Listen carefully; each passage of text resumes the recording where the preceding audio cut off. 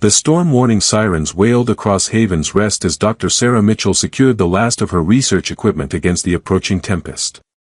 Through her laboratory windows, she could see the distinctive cloud formations that marked one of Kythera's notorious weather systems, towering thunderheads that stretched from the planet's surface to the edge of its atmosphere, crackling with electromagnetic energy that could disable unshielded electronics from kilometers away. "Another beauty coming in," she muttered, checking the atmospheric readings on her instruments.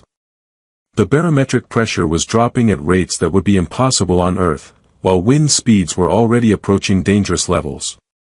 On Kythera, such storms weren't just weather events, they were geological forces that could reshape landscapes and challenge even the most advanced human technology.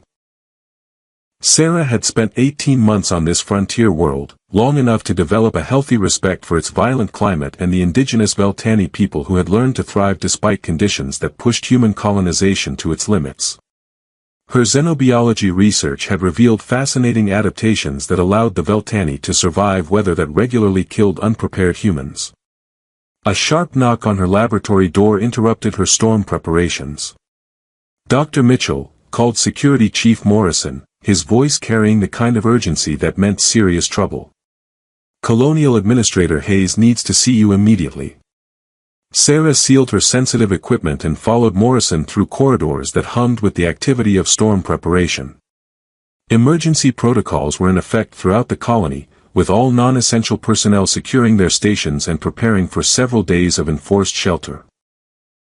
The administrative center buzzed with tense activity as Sarah entered. Colonial Administrator Hayes stood at the main tactical display, studying weather projections with the grim expression of someone facing an impossible situation. Around him, various department heads argued in hushed voices about resource allocation and emergency procedures. "Dr. Mitchell," Hayes said without looking away from the display, "your expertise with the native population, how much do you know about their supposed weather manipulation abilities?"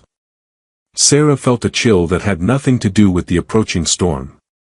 "Sir, I've found no scientific evidence that the Veltani can control weather patterns. They're exceptionally good at predicting storms, but that appears to be based on observational skills developed over thousands of years of." "3 colonists died in the last storm," Hayes interrupted, his voice carrying the weight of command decisions made under pressure. "Infrastructure damage cost us months of construction progress. And now we're facing another system that could finish what the last one started. Sir, the Veltani have offered to share their predictive techniques. If we could establish formal cooperation protocols."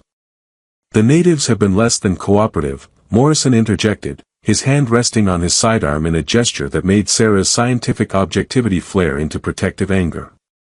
"In fact, we have reason to believe they've been actively working against colonial interests." Sarah looked around the room, noting the expressions of fear and frustration on faces that should have been focused on practical storm preparation. "What exactly are you suggesting?" Hayes finally turned to face her, his expression carrying the kind of grim determination that preceded terrible decisions. "We've captured one of their weather witches.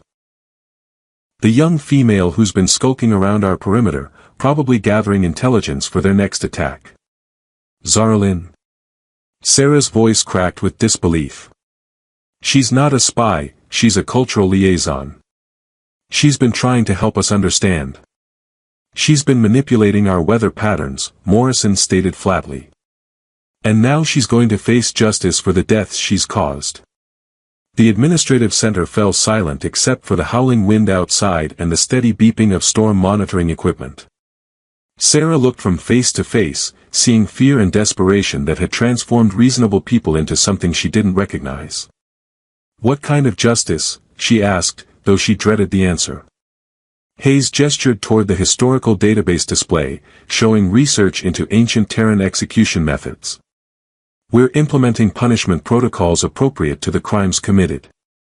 Weather manipulation, espionage, murder by natural disaster." Sarah stared at the display in horror, recognizing images from humanity's darkest historical periods. "You can't be serious. This is barbarism." "This is survival," Hayes replied coldly. "The native population needs to understand that attacks on human colonists will have consequences. She's not attacking anyone. She's been trying to warn us about storm patterns that could. Dr. Mitchell, Morrison interrupted, your sympathies for the native population are well documented. But security decisions are not subject to scientific peer review.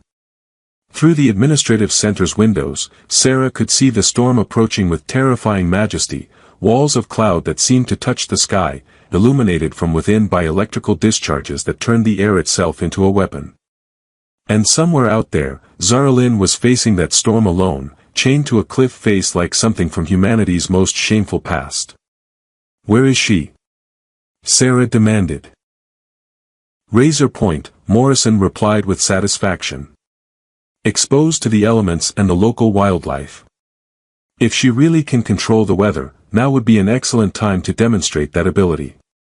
Razor Point, the cliff face where colonies of aggressive scavenger birds nested during storm season.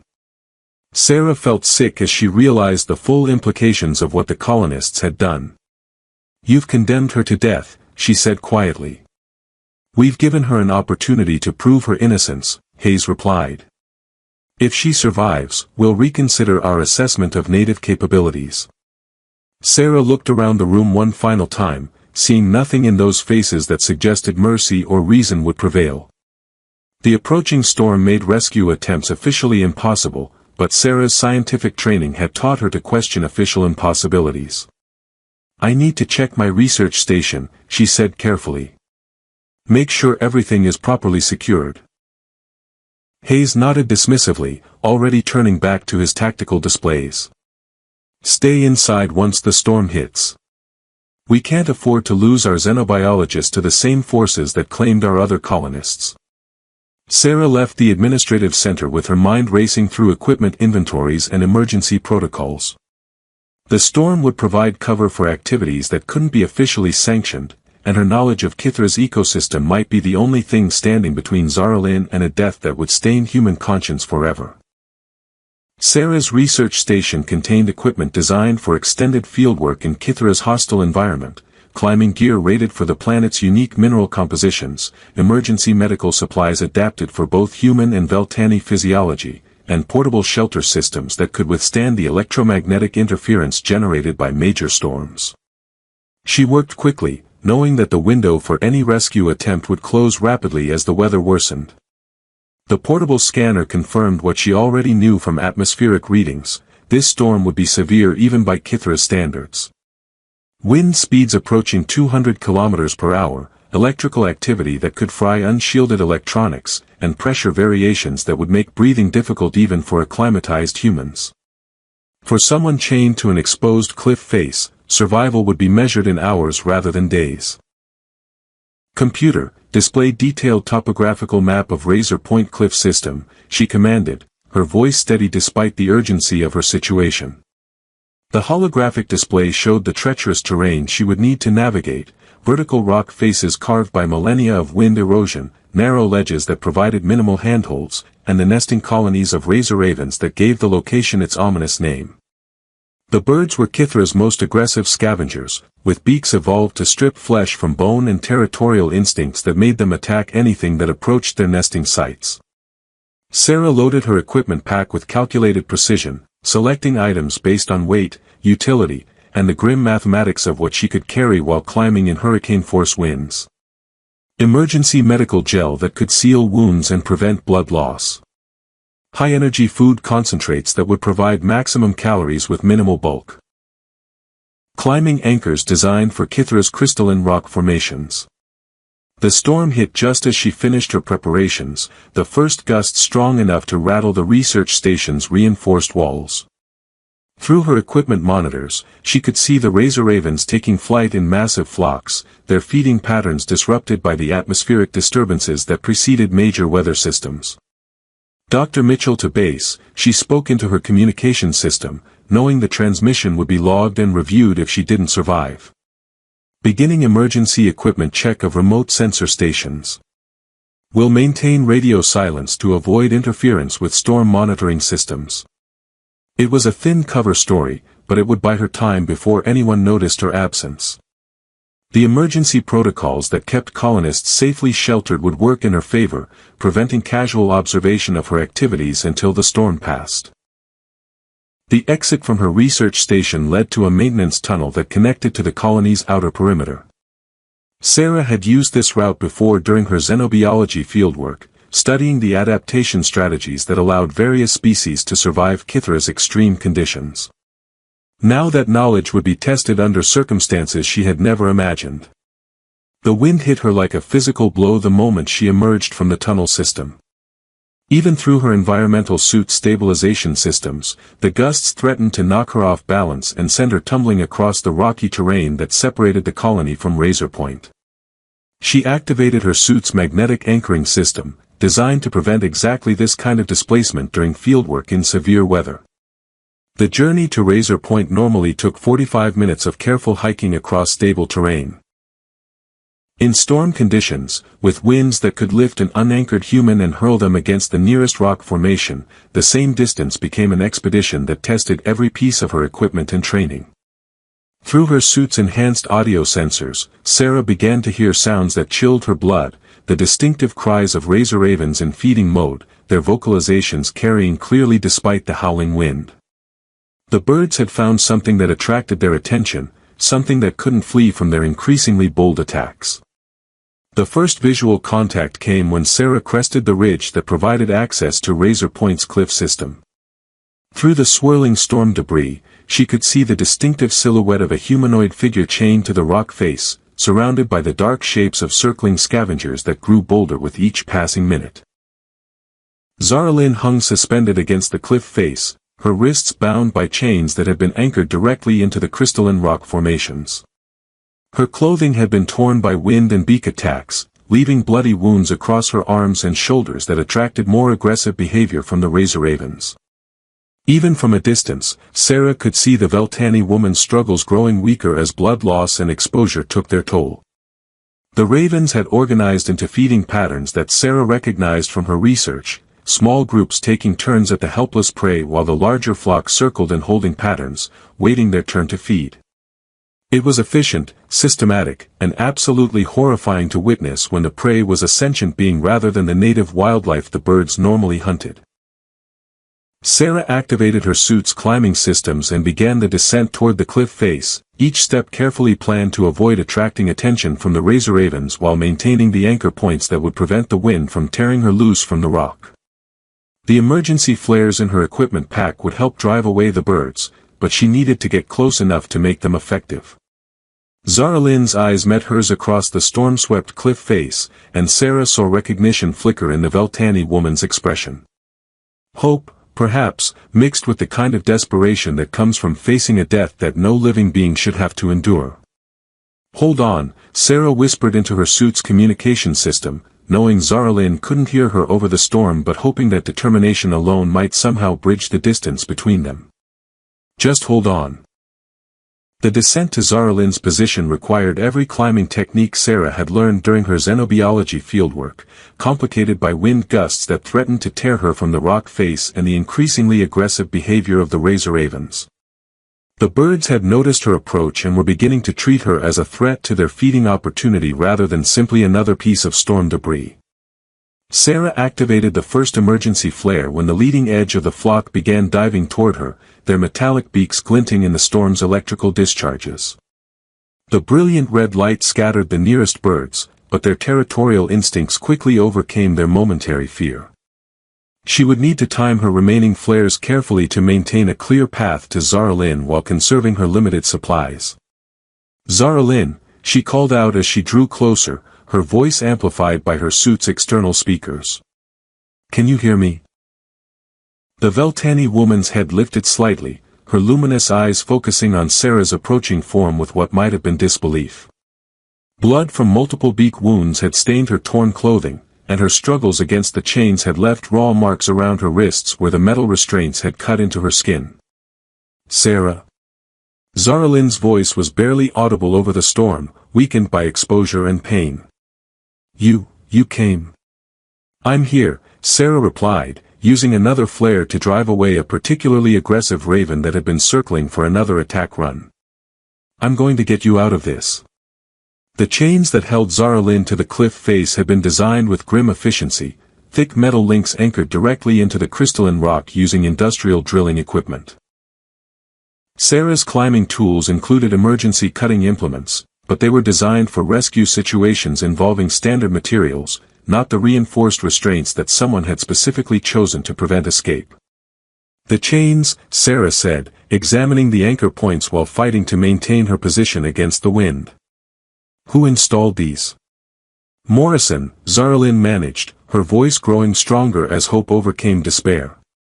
He said I would prove my innocence by surviving the storm and the ravens.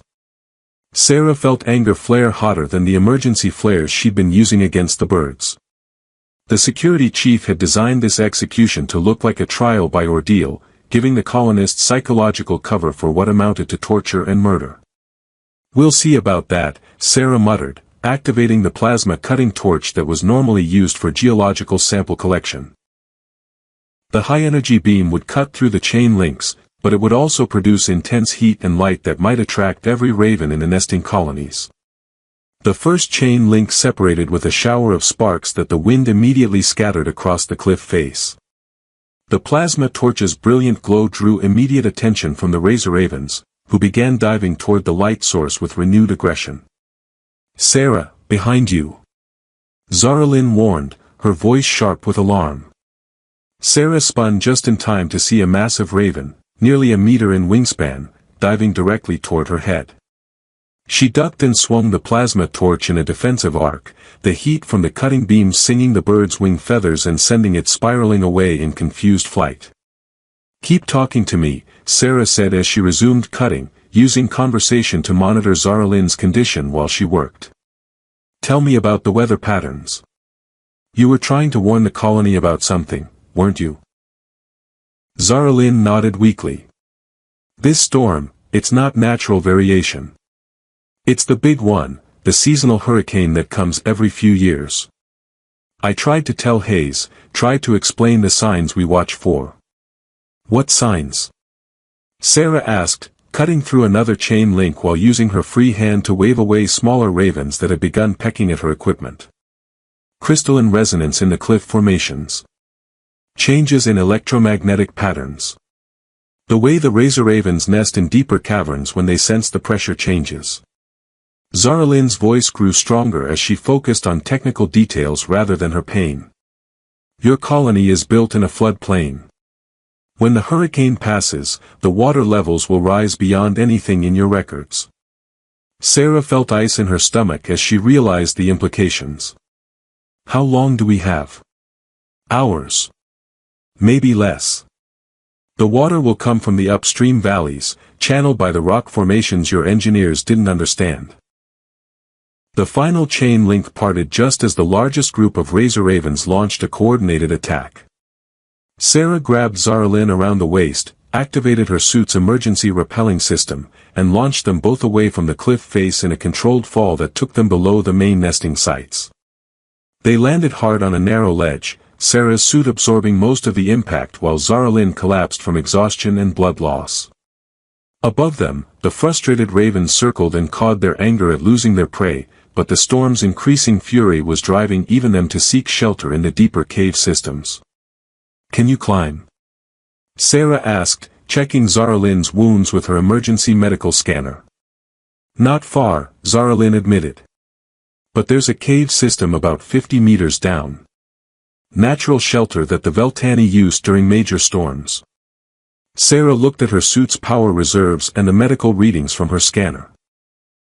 Zara Lynn needed immediate treatment for blood loss and exposure, while the storm was approaching its peak intensity. They had minutes to reach shelter before the hurricane's full fury made survival impossible even with advanced technology. "Hold on to me," Sarah said, adjusting her suit's anchor points to support both their weights. "We're going to get through this, and then we're going to save your people and mine from the flood that's coming." As they began the descent toward the cave system, Sarah could hear the storm building to levels that would test every structure in Haven's Rest. But for the first time since she'd started this rescue, she felt hope instead of desperation. They were going to survive, and Zara Lynn's knowledge might be the key to saving both species from the natural disaster that human prejudice had prevented them from preparing for together. The cave system that Zara Lynn had guided them to extended deep into the cliff face, its crystalline walls providing natural shelter from both the storm's fury and the electromagnetic interference that would have disabled most of Sarah's equipment. Emergency glow sticks cast dancing shadows on surfaces that sparkled with mineral deposits, creating an almost ethereal beauty despite their desperate circumstances. Sarah worked quickly to treat Zara Lynn's wounds, using her medical supplies to seal the deepest cuts and stabilize the Veltani woman's condition. The Razor Raven attacks had been systematic rather than random, the birds had been feeding rather than simply attacking, which meant the wounds were clean but deep. "You saved my life," Zara Lynn said as Sarah applied the last of the medical gel to her injuries. "Your people chained me to die, and you risked everything to free me." "Not all of us agreed with that decision," Sarah replied, checking her suit's communication systems to see if she could reach the colony through the storm interference. "Most of the colonists are good people. They're just scared and desperate. Scared enough to commit murder." Sarah was quiet for a moment, acknowledging the truth in Zara Lynn's words. "Fear makes people do terrible things. But it also gives us the chance to do better, to prove that we're more than our worst instincts." Through the cave's entrance, they could see the storm reaching its full intensity, walls of rain driven horizontal by winds that could strip paint from metal and lightning that turned the air itself into a weapon.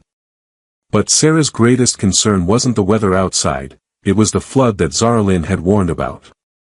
"Tell me about the water patterns," Sarah said, activating her suit's recording systems. "If we survive this, I need to convince the colony leadership that your people's knowledge is essential for survival." Zara Lynn shifted to a more comfortable position, her strength returning as the medical treatment took effect. "Kithera's storms follow patterns that your meteorologists don't understand because they're thinking in terms of atmospheric science rather than geological engineering." "Geological engineering?" "The storm isn't just weather," Zara Lynn explained, her voice taking on the tone of someone sharing crucial information. "It's part of the planet's water cycle. The atmospheric pressure changes cause underground aquifers to shift, while the electrical activity changes the permeability of certain rock formations." Sarah began to understand the implications as Zara Lynn continued her explanation. The colonial engineers had chosen their location based on surface topography and resource availability, but they hadn't considered the subsurface water systems that activated during major storms. "The upstream valleys become temporary lakes," Zara Lynn continued. "Water that's been stored in underground caverns for months suddenly finds new pathways to the surface. It creates flash floods that can appear without warning in areas that seem perfectly safe during normal weather." "How long have your people known about this?" "Generations. We've learned to read the signs, changes in crystal resonance, shifts in animal behavior, variations in electromagnetic patterns that humans dismiss as background noise." Sarah's communication system crackled with static as she finally managed to establish contact with Haven's Rest. The signal was weak and intermittent, but she could hear Administrator Hayes' voice through the interference. "Dr. Mitchell, report your status immediately. The storm has exceeded all projections, and we're showing structural damage throughout the colony." "Administrator Hayes," Sarah said, modulating her voice to cut through the static, "I'm with the Veltani liaison. She has critical information about flood risks that could affect the entire colony." "The native spy is dead," Hayes replied coldly. Security Chief Morrison confirmed that she was secured at Razor Point before the storm hit. "She's alive, and she's warning us about flood patterns that your meteorologists missed," Sarah insisted. "The colony is built in a natural flood channel that activates during major storms." There was a long pause before Hayes responded. "Dr. Mitchell, you are in violation of emergency protocols. Return to base immediately for disciplinary action." "Administrator, listen to me," Sarah said urgently, watching water beginning to trickle down the cave walls as pressure changes affected the underground system Zara Lynn had described. "The flood is already starting. You need to evacuate low-lying areas and move everyone to the highland sections. We have our own meteorological data, Dr. Mitchell. We don't need native superstitions to. The communication system died as electrical interference from the storm overwhelmed the colony's transmission capabilities. Sarah stared at the silent device, realizing that Haven's Rest was about to face a natural disaster that would test every structure and decision they'd made since arriving on Kithra. Will they listen? Zaralyn asked, though her expression suggested she already knew the answer. Some of them will, Sarah replied with more confidence than she felt. The engineers will recognize the signs once they know what to look for. And after this storm passes, they'll have to acknowledge that your people's knowledge could have prevented a catastrophe. The sound of rushing water began to echo through the cave system as the underground aquifers Zaralyn had described found new outlets to the surface. Through the cave entrance, they could see streams forming in areas that had been dry moments before, quickly growing into torrents that carried debris from the upstream valleys. It's starting, Zaralyn said quietly. The water will rise for several hours before it peaks. Your colony has maybe 30 minutes before the main surge hits. Sarah activated her suit's emergency beacon, broadcasting on all frequencies despite the storm interference. If any colonists were monitoring emergency channels, they would receive her warnings along with the geological data that Zaralyn was providing. As they waited for the storm to pass, Sarah found herself thinking about the choices that had led to this moment.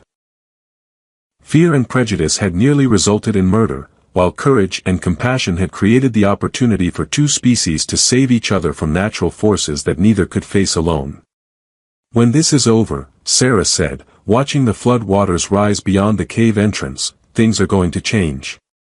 Your people and mine, we're going to have to work together if we want to survive on this world. Zaralyn smiled, the expression transforming her face despite the pain and exhaustion she'd endured. That's what I was trying to tell Administrator Hayes before they chained me to the cliff. Kithra is big enough for both our peoples, but only if we share the knowledge that keeps us alive. Hours later, when the storm finally passed and rescue teams found them in the cave system, Sarah and Zaralyn emerged to find a colony transformed by flood damage and the humbling realization that human technology alone wasn't sufficient for survival on an alien world. The joint weather monitoring stations they established in the following months became symbols of cooperation that proved individual acts of courage could overcome even the deepest prejudices, creating partnerships that benefited both species and honored the best of what each had to offer.